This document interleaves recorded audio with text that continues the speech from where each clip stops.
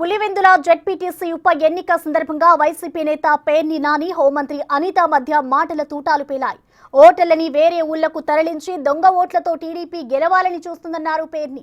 దీనికి కౌంటర్గా వైసీపీ నేతలు అవగాహన లేకుండా మాట్లాడుతున్నారని, పోలింగ్ బూత్లను మార్చే అధికారం పార్టీలకు ఉండదన్నారు మంత్రి అనిత.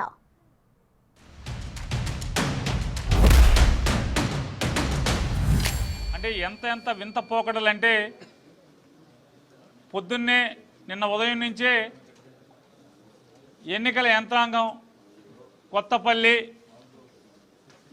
నల్గొండవారిపల్లి, అట్లాగే ఎర్రిపల్లి,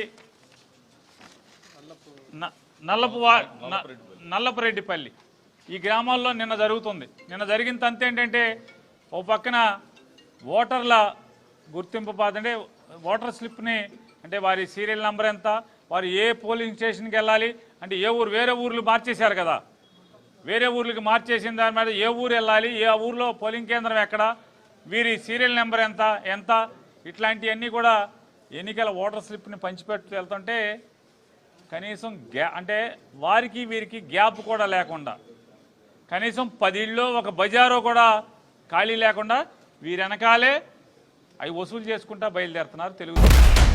అంటే ప్రజలు అమాయకులు అనుకుంటున్నారా, లేకపోతే మీకు తెలియక మాట్లాడుతున్నారా అన్నది నాకు అర్థం కావట్లే. ఇప్పుడు ఒక పోలింగ్ బూత్ని మార్చే ప్రక్రియ ఒక సీఎం చేతిలోనో లేకపోతే ఇంకొకరి చేతిలోనో ఉండదు అన్న సంగతి మీకు తెలుసా అని అడుగుతున్నా.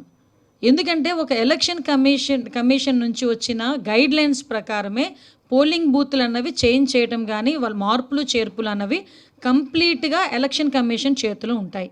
ఎలక్షన్ కమిషన్ దీని మీద నోటిఫికేషన్ కూడా ఇచ్చింది. గత 28వ తారీఖున నోటిఫికేషన్ కూడా మనకు వచ్చింది.